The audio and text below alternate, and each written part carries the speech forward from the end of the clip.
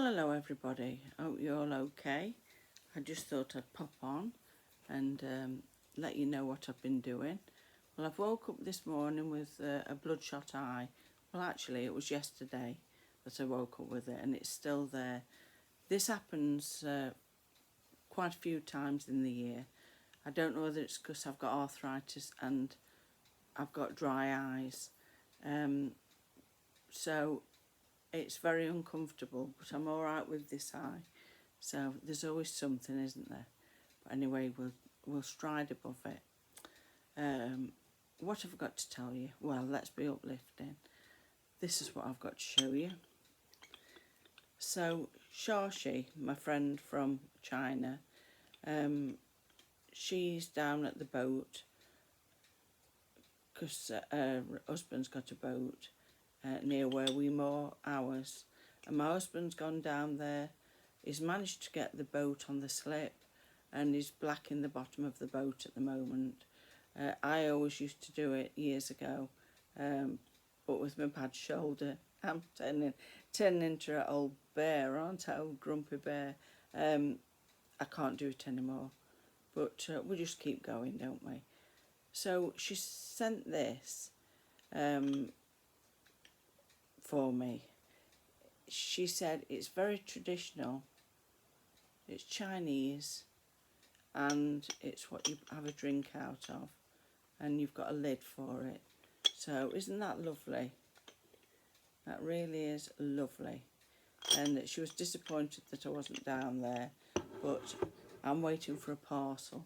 So you know, I'm all right pottering about. There's several things I wanted to get done. I wanted to take everything out of the greenhouse now, because most of it's done now with the greenhouse.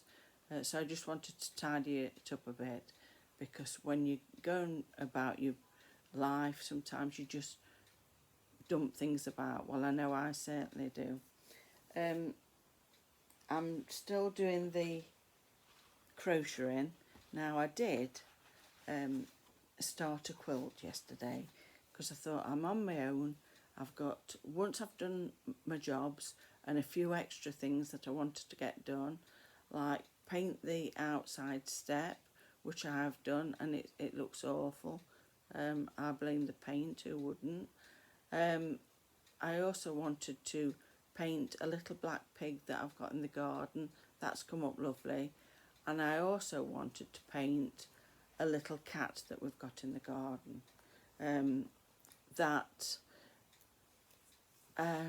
What can I say? I'd seen better days. It was one that we acquired. It's got no proper ears, and it hadn't got any proper eyes. And of course, I had to try and do something with it. So I've painted it black, and I've got some nail varnish, and I've put him some eyes in. So he's now a lucky black cat, and he's got lovely blue eyes, and it's perlerized nail varnish, so they really shine. So I'm very happy about that.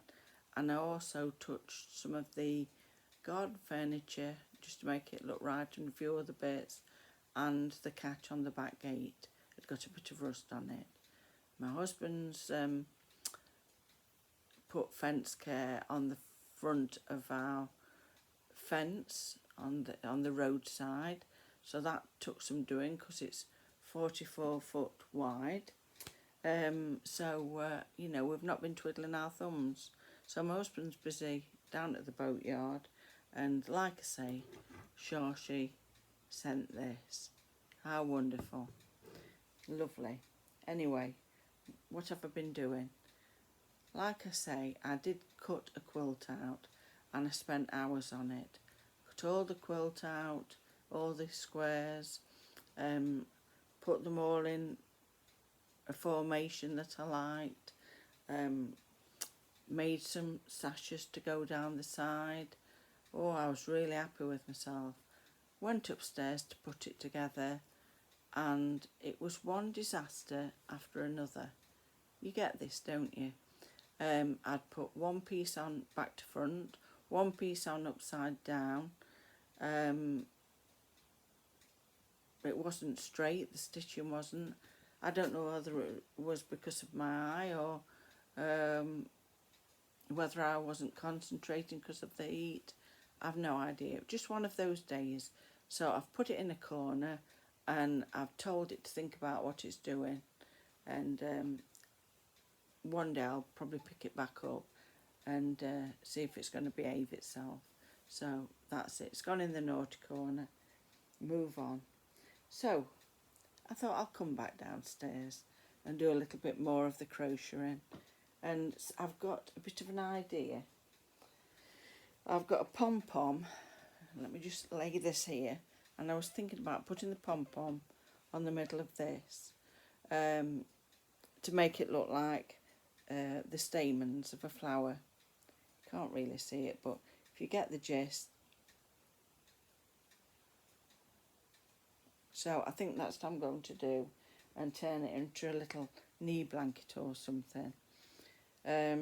So I did the middle and just kept coming out, and then what I did then, because I don't follow a pattern, is I've just been chaining 5 and then poking it in the hole, you know, that has been left by the stitches, like there, going in, pulling it back through, grabbing hold of it and putting another 5 on, and then I don't normally do it like this, I just wanted to show you.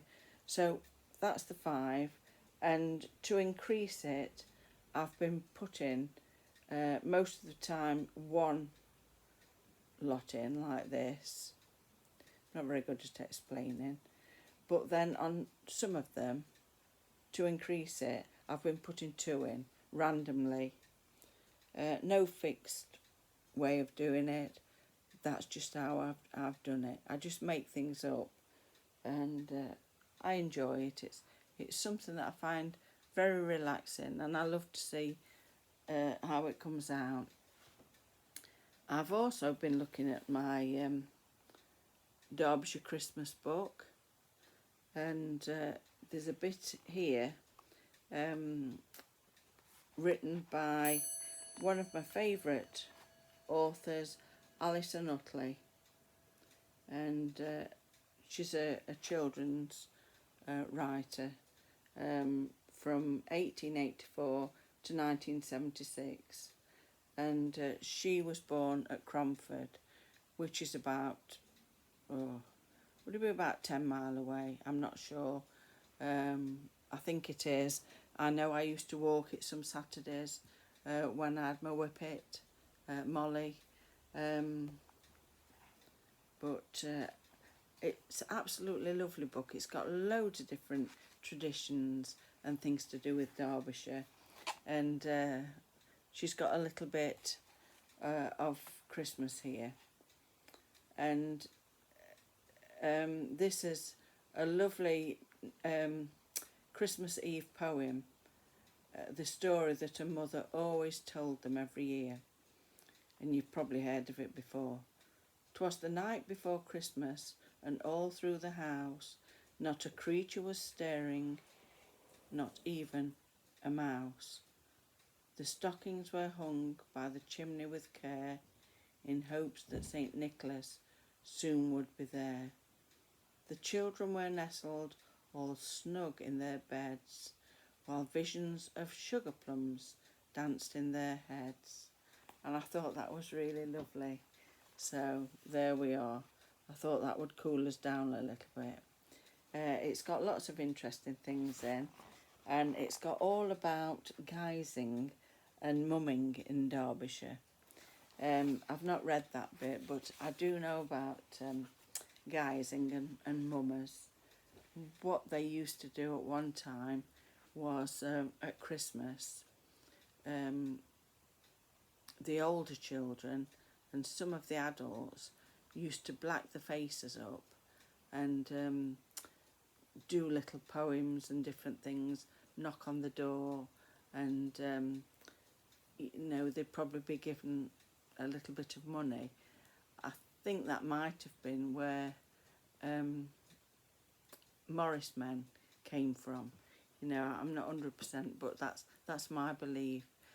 The reason they blacked the faces up was because if they went to the manor house or the landowner's house, they disguised themselves, so you know, their boss didn't know that that's what they were doing. That's what I was told anyway, years ago.